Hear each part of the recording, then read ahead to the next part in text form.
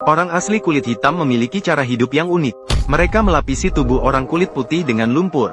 Namun, mereka meninggalkan lubang pernapasan di mulut. Setelah mengangkat orang kulit putih ke atas rak panggang, barulah bisa memastikan dia tidak langsung mati. Seiring waktu pemanggangan semakin lama, orang kulit putih hanya bisa menderita dalam penderitaan fisik dan mental. Mati dengan perlahan-lahan dalam penderitaan. Sementara temannya semakin menderita. Kedua kakinya terikat erat bersama. Hanya bisa maju dengan melompat. Kemudian orang asli membiarkannya pergi terlebih dahulu. Namun hanya berhasil berlari beberapa puluh meter. Orang asli di belakang segera mengejarnya. Tak heran dia segera dikejar. Akhirnya hanya menjadi sasaran amukan orang asli. Ditikam hidup-hidup hingga seperti sarang tawon. Temannya di samping sudah ketakutan sampai kram perut. Jika tahu akan berakhir seperti ini, pada awalnya berkata tidak akan pernah datang untuk berburu gajah. Namun sekarang sudah terlambat. Hanya bisa menunggu dengan tenang untuk siksaan suku asli. Namun yang tidak terduga baginya, suku asli tidak hanya tidak melukainya, malah dengan penuh perhatian memberikan makanan lezat. Setelah memastikan sudah kenyang dan minum cukup, barulah membawanya ke padang gurun yang sepi. Kemudian kepala suku sembarangan melepaskan anak panah. Kemudian malah berniat langsung membiarkannya pergi. Pria itu sejenak bingung. Namun kepala suku terus mendorongnya dari belakang. Meskipun agak bingung, namun ia tetap ragu-ragu saat pergi. Namun yang aneh adalah, suku asli malah bersemangat dan menari-nari. Sepertinya merayakan sesuatu. Pria itu semakin gelisah, melihat ke belakang dengan cemas setiap beberapa langkah, hingga bayangan menghilang dari pandangan suku asli. Mereka masih bersorak-sorai di tempat asalnya. Pria itu akhirnya sepenuhnya merasa lega, bersumpah untuk tidak pernah lagi berburu gajah setelah kembali. Namun yang tidak dia ketahui adalah, saat dia melangkah melewati anak panah itu, seorang pribumi tiba-tiba meloncat keluar seperti orang gila. Dia seperti kuda liar yang lepas kendali, bergerak cepat menuju depan dengan kecepatan IZO. Namun pria itu sama sekali tidak menyadari, bahwa saat itu dia masih berjalan-jalan dengan santai, tanpa sepenuhnya menyadari, bahwa bahaya sedang mendekat dengan cepat. Setelah dia menyadarinya, lawan sudah mendekat. Pria itu terkejut dan wajahnya pucat. Dia segera mempercepat langkah untuk melarikan diri. Namun dia meremehkan kecepatan pribumi itu. Melihat kedua belah pihak semakin mendekat, pribumi tiba-tiba melambatkan langkahnya, langsung melemparkan tombak yang dipegangnya. Namun sayangnya meleset. Pria itu mengambil senjata dan dengan cepat menyerang balik. Dalam sekejap musuhnya menjadi mayat. Ayah dari kejauhan segera berlari ke arah mereka. Namun ketika dia sampai di dekat, sudah terlambat. Anaknya sudah tidak menunjukkan tanda-tanda kehidupan. Saat itu, sang kakak juga berusaha keras menuju ke arah mereka. Namun dia tidak terlalu sedih, hanya melihat sekilas jasad adiknya. Sepertinya dia telah membuat keputusan. Sebuah perburuan baru pun dimulai. Namun Mark sudah dalam kondisi lemah. Tenaganya yang tersisa sedikit, juga hampir habis terkuras. Namun tampaknya orang hitam tidak berniat menyerah begitu saja. Seperti perekat yang melekat, mengikuti dengan erat di belakang. Namun saat Mark hampir tidak bisa bertahan, keadaan berbalik arah. Orang hitam asli karena berlari terlalu lama, melebihi batas daya tahan tubuh, tiba-tiba serangan jantung dan meninggal karena pendarahan. Mark sekali lagi lolos dari bahaya secara ajaib. Namun dia tahu bahaya masih belum hilang. Dia tidak berani berhenti sejenak pun. Dia melangkah lambat dengan tubuh yang lelah. Beruntung ada air tawar dari penduduk asli. Mark hanya bisa bertahan dengan susah payah. Dan sisi lainnya, melihat jasad dua anaknya di tanah. Ayahnya menangis tersedu-sedu dengan hati yang hancur. Bersumpah untuk membalas dendam atas kematian anaknya dengan tangan sendiri. Beruntung ada penghibur dari pemimpin mereka. Barulah emosinya menjadi stabil. Namun kehormatan ini harus dipulihkan. Maka semua orang meninggalkan jasad tersebut. Mereka segera bangkit dan melanjutkan pengejaran. Sementara Mark yang tidak sadar sudah kelaparan. Bahkan berjalan pun mulai terhuyung-huyung. Yang lebih buruknya lagi, batu-batu di padang gurun terlalu banyak. Telapak kakinya segera terasa sakit tak tertahankan. Dia tidak punya pilihan selain berhenti sejenak. Dengan menggunakan mantel kulit binatang yang diambil dari penduduk asli sebelumnya, dia memesan sepatu yang dibuat khusus untuknya. Dia berencana untuk istirahat sebentar. Namun tiba-tiba dia merasa perutnya keroncongan. Dan dia kaget menemukan seorang penduduk asli mengejarnya. Mark segera bangkit berdiri. Untungnya lawan tidak melihatnya. Dia melarikan diri ke bawah kaktus. Seketika dia punya ide bagus. Kemudian dia menusuknya dengan sengaja. Setelah yakin cairan putih keluar dari dalamnya, Mark kemudian pergi dengan diam-diam. Tidak lama kemudian, penduduk asli juga mengejarnya sampai ke sini. Dia segera melihat goresan pisau di kaktus. Dia segera waspada dan mulai mengamati sekelilingnya. Benar saja, di sudut tersembunyi, dia melihat sebagian kaki yang terjulur. Dia pikir dia bisa segera mengalahkan musuhnya. Namun tanpa disadari, ada musuh yang mengintai. Dia melihat mangsanya di depannya. Orang kulit hitam asli baru saja bersiap untuk bertindak. Tidak disangka, tiba-tiba rasa sakit menusuk dari pinggangnya. Khawatir lawannya belum mati sepenuhnya, Mark segera menembak lagi ke arah pinggangnya.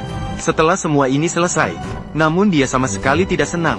Karena Mark sangat sadar, keadaan selanjutnya akan menjadi lebih berbahaya. Tidak hanya harus selalu waspada terhadap suku asli di belakang, tetapi juga harus mencari cara untuk mencari makanan. Jika tidak, bahkan jika berhasil lolos dari pengejaran, akhirnya akan mati kelaparan di sini.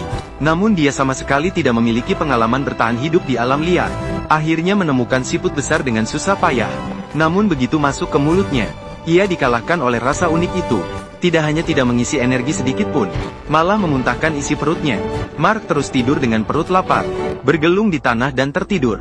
Melihat ke arah penduduk asli ini, bersama-sama, mereka dengan mudah menangkap seekor rusa. Mereka gembira mendirikan perkemahan dengan semangat tinggi, bernyanyi sambil makan daging sungguh menyenangkan. Keesokan harinya pagi-pagi sekali, mereka adalah penduduk asli yang sudah kenyang dan minum. Mereka kemudian menentukan arah berdasarkan jejak di tanah, terus luncurkan babak pengejaran baru. Sementara Mark yang tak tahu apa-apa masih khawatir tentang makanan. Tanpa pilihan, dia mencoba berburu. Melihat rusa gemuk yang tergeletak di tanah, Mark tergoda dan mulutnya mengeluarkan air liur. Maka dia bangkit dengan hati-hati. Memanfaatkan kesempatan, dia menembak. Tak disangka, dia benar-benar mengenai sasaran. Dia pikir akhirnya bisa makan daging rusa lezat. Namun, dia tak pernah bermimpi. Ketika dia dengan gembira mendekat, tiba-tiba dia melihat dengan terkejut. Mangsanya sedang dikuasai oleh seekor kucing yang tak biasa. Mark mengeluarkan pedangnya siap untuk bertarung. Namun kucing itu sama sekali tidak gentar. Tanpa pilihan, dia hanya bisa melarikan diri dengan diam-diam. Beruntungnya, nasibnya masih cukup baik. Tanpa sengaja, dia tiba di tepi sebuah sungai. Namun saat dia hendak membungkuk untuk minum air, penduduk asli mendekat dengan diam-diam. Namun tanpa sengaja dia menginjak ranting pohon. Suara renyah membuat Mark segera waspada. Dengan tidak ada pilihan, dia harus meninggalkan minum. Dia segera melarikan diri ke dalam hutan. Ketika penduduk asli tiba, mereka masih melihat jejak di tepi sungai. Karena tidak yakin arah pelarian Mark, pemimpin memerintahkan semua orang untuk mengejar ke arah yang berbeda. Tanpa mereka sadari, keputusan ini justru akan mengakibatkan kematian dua anggota suku lagi. Mengambil nyawa dua anggota suku lagi. Saat seorang penduduk asli meraba-raba dengan curiga, tidak disangka Mark tiba-tiba muncul dari belakang. Dengan tegas dan jelas memahami kehidupan lawan. Namun suara tiba-tiba mengganggu penduduk asli lainnya. Dia langsung menghentikan Mark yang sedang melarikan diri. Beruntung Mark menghindar tepat waktu. Ditambah dengan barang jarahan yang baru saja direbut di tangan. Langsung melakukan perlawanan sengit. Pada saat krusial hidup dan mati ini, Mark terlihat sangat tegang. Langsung memunculkan seluruh potensi tubuh. Bahkan secara perlahan berhasil menekan penduduk asli. Bahkan pada akhirnya, berhasil menghantam senjata panjang lawan pada saat yang tepat. Namun Mark baru bersiap untuk mengejar. Namun senjatanya dipatahkan oleh penduduk asli. Situasi seketika berbalik arah. Tanpa keunggulan senjata panjang, Mark mengeluarkan pisau belati dan mengayunkannya ke depan sembarangan. Namun semuanya berhasil dihindari dengan mudah oleh lawan. Saat-saat genting, Mark langsung mengambil tanah dan pasir dari tanah. Dia melemparkan sesuatu ke arah lawan, membuat penduduk asli kehilangan penglihatan sementara. Mark mengambil kesempatan untuk menyingkirkan pisau belati. Satu pukulan lagi merenggut nyawa seorang musuh. Sambil penduduk asli lainnya belum menyadari, Mark segera diam-diam meninggalkan hutan ini. Namun terpanggang oleh panas yang sangat intens. Ditambah dengan kekurangan air dan makanan dalam waktu lama, tenaga Mark sangat terkuras. Kecepatan lari juga semakin lambat. Namun demi bertahan hidup, dia bertahan dengan tekad yang kuat, memaksakan tubuh lemahnya untuk bergerak perlahan ke depan. Tak tahu sudah berapa lama, Mark tak bisa bertahan lagi. Jatuh tak berdaya karena kelelahan. Saat dia hampir putus asa, tiba-tiba melihat sebatang cabai. Mark kembali memiliki harapan untuk bertahan hidup, tanpa memedulikan apakah itu beracun atau tidak. Satu pukulan langsung mengakhiri hidup cabai tersebut. Setelah itu, dilakukan penanganan sederhana. Mark akhirnya makan sashimi pedas segar. Kandungan proteinnya setidaknya 500 kali lipat dari daging sapi. Dan dengan suplai energi, Mark penuh dengan kekuatan di seluruh tubuhnya. Dia kemudian kembali memulai perjalanan pelariannya. Namun, hanya dalam waktu 2 hari, rasa lapar yang menyiksa kembali menguasai seluruh tubuhnya. Meskipun Mark berusaha sekuat tenaga, namun, ia tetap gagal menangkap seekor rusa. Kemudian, ia beralih perhatiannya pada hewan kecil.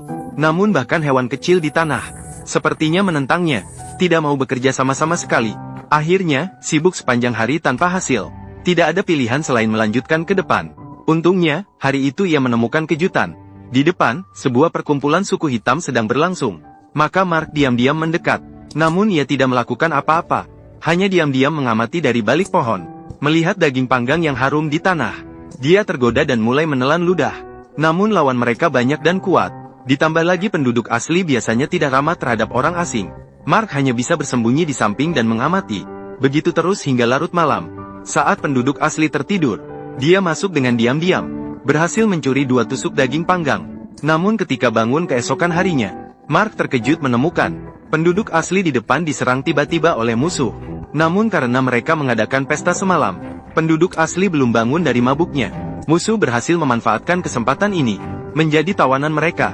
Mark tidak ingin terlibat dalam masalah tersebut. Segera melarikan diri dari tempat yang kacau itu. Dan sisi lainnya, setelah seminggu berlalu dalam pengejaran, persediaan makanan dalam kelompok hampir habis. Mereka tidak hanya tidak berhasil mengejar Mark, dan mereka mengorbankan 5 anggota suku tanpa alasan yang jelas. Pada saat itu, seorang adik berani menyuarakan protes. Mengatakan bahwa melanjutkan pengejaran hanya akan menambah korban yang tak perlu. Hanya akan menambah korban yang tak perlu. Namun pemimpin tetap bertindak sendiri. Bertekad untuk membalas dendam dengan tangan sendiri. Sang adik dengan tegas berbalik dan pergi. Bahkan berencana untuk kembali dan melaporkan kejadian ini kepada kepala suku. Tanpa disadari bahwa keputusannya ini benar-benar membuat pemimpin marah. Terlihat dia mengangkat tombak di tangannya. Tanpa ragu, dia menusuk sang adik hingga tewas. Orang lain yang menyaksikan tidak berani berkata banyak. Hanya bisa mengikuti pemimpin untuk melanjutkan perjalanan. Namun belum jauh berjalan, seekor ular berbisa tiba-tiba muncul, melukai kaki kecil seorang teman. Pemimpin segera mengeluarkan pisau lipat, tanpa memedulikan rasa sakit sang adik. Langsung membuka luka dan membiarkan darah mengalir. Namun racun sudah masuk ke dalam tubuh. Tanpa pilihan, pemimpin harus memerintahkan adik lain. Hisaplah racun dengan mulut. Namun adik kehilangan kemampuan bergerak untuk sementara. Agar tidak menghambat kemajuan pengejaran, pemimpin berencana membiarkannya menanggung akibatnya sendiri. Maka ia memerintahkan semua orang untuk pergi. Hanya meninggalkan adik yang bingung sendirian.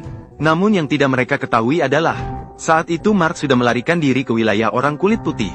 Melihat kastil yang begitu dekat di depan mata, saraf yang tegang akhirnya benar-benar rileks. Dia pikir keberhasilan sudah di depan mata. Namun tak disangka, akhirnya penduduk asli berhasil mengejarnya. Mark tak punya pilihan selain bangkit dan melanjutkan pelariannya. Namun lawan terus mengejarnya dari belakang. Tanpa sedikit pun menyadari, mereka sudah sampai ke wilayah orang kulit putih. Namun jarak yang begitu pendek ini, bagi Mark, terasa sangat jauh. Meskipun dia berlari sekuat tenaga, tak satu pun bisa melepaskan diri dari kejaran di belakang. Bahkan sampai pada akhirnya, Mark langsung pingsan karena kelelahan. Namun orang hitam yang berlari di depan, untuk membalas dendam atas anaknya, telah kehilangan akal sehat sepenuhnya. Saat dia bersiap untuk bertindak, orang kulit putih juga melihat keberadaannya. Langsung menembaknya mati. Pemimpin segera menghentikan rekan-rekannya, untuk menyelamatkan hidupnya sendiri. Dia hanya bisa meninggalkan adiknya. Pada akhir cerita, Mark yang diselamatkan dengan susah payah menguatkan diri dengan sisa tenaga terakhirnya. Berdiri dengan susah payah, dia tersenyum sambil memberi hormat kepada pemimpin. Tak disangka pemimpin justru menunjukkan ekspresi lega. Akhirnya dia berhasil mengantarkan musuhnya dengan selamat pulang. Film ini berakhir di sini. Jika Anda menyukai, jangan lupa untuk like dan follow. Saya adalah Cuan Sia. Sampai jumpa di episode berikutnya.